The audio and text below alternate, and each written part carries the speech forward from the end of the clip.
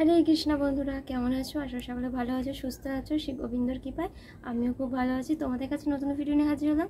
আর তার আগে বলবো, তোমরা যদি ধার্মিক হয়ে থাকো তাহলে অবশ্যই আমার চ্যানেলটিকে সাবস্ক্রাইব করে পাশে থাকা বেল আইকনটি প্রেস করে দিও নিত্য নতুন ভিডিও নোটিফিকেশন পাওয়ার জন্য। তাহলে বেশি দেরি করবো না, ভিডিওটার মূল পর্বে যাবো। চলো তাহলে বন্ধুরা যাওয়া যাক। সামনেই আসতে চলেছে দশহরা, গঙ্গা পুজো। প্রতি বছর জ্যৈষ্ঠ মাসের শুক্লপক্ষের দশমী তিথিতে মা গঙ্গা স্বর্গ থেকে মর্তে অবতরণ স্মরণে সনাতন ধর্মে বলিতে বিশেষ উদযাপন করা হয় এই দিনটিতে। তো এই পুণ্যতিথিগুলোর মধ্যে দশহরা অন্যতম। দশহরা প্রধান ধর্মীয় কাজ হলো গঙ্গা স্নান। এই বছর দশহরা গঙ্গা পুজো কবে পড়েছে, দশমী তিথি কখন শুরু হবে, কখন শেষ হবে, এই দিন কোন শিব পুজো করা হয়, কোন দশবিধা পাপ এই দিন গঙ্গায় ডুব দিলে হরণ হয়, এছাড়া দশহরা পুজো কী কী নিয়ম মেনে চলতে হবে জানতে হলে ভিডিওটা তোমাদেরকে শেষ পর্যন্ত তোমাদেরকে সব দেখতে হবে।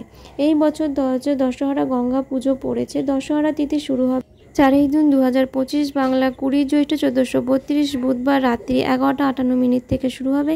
দশহরা তিথি শেষ হবে 5 জুন 2025 বাংলা 21 জ্যৈষ্ঠ 1432 বৃহস্পতিবার রাত্রি 2:15 পর্যন্ত।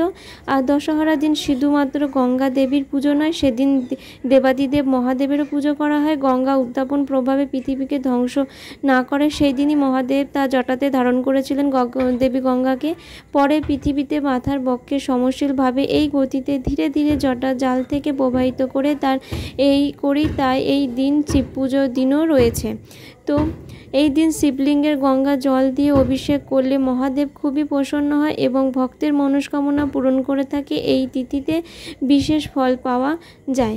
এই তিথিতে গঙ্গা স্নান করলে 10বিধ পাপ হরণ হয়ে যায়। এই 10বিধ পাপগুলি কী কী সেটাই আমরা জেনে নেব এই ভিডিওতে।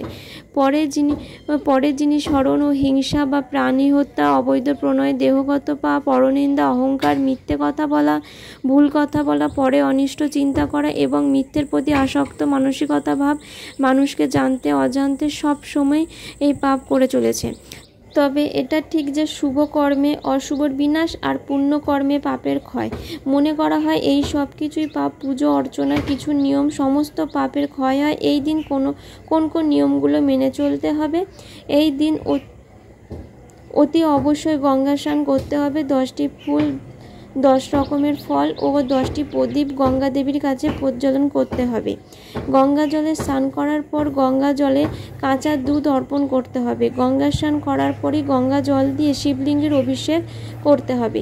এই দিন ভগবান বিষ্ণুর পুজোর বিধান রয়েছে। পুজোর পর অবশ্যই ফলমূল দান করা অবশ্যই দরকার, কিন্তু এটা তোমাদের সাধ্যর মতো। এই সব নিয়ম মেনে পুজো করলে মা গঙ্গা তুষ্ট হয় আর মায়ের আশীর্বাদ সর্বদা তোমাদের ওপর থাকবে। হরে কৃষ্ণ বন্ধুরা, তোমাদের ভিডিওটা কেমন লেগেছে অবশ্যই কমেন্ট করে জানিও। আর যদি ভালো লেগে থাকে তাহলে অবশ্যই লাইক কমেন্ট শেয়ার করে দিও। আর আমার চ্যানেলটিকে সাবস্ক্রাইব করে আমার পাশে থেকো। হরে কৃষ্ণ, রাধে রাধে, ভালো থেকো, সুস্থ থেকো। আসবো আবার এক নতুন ভিডিও নিয়ে।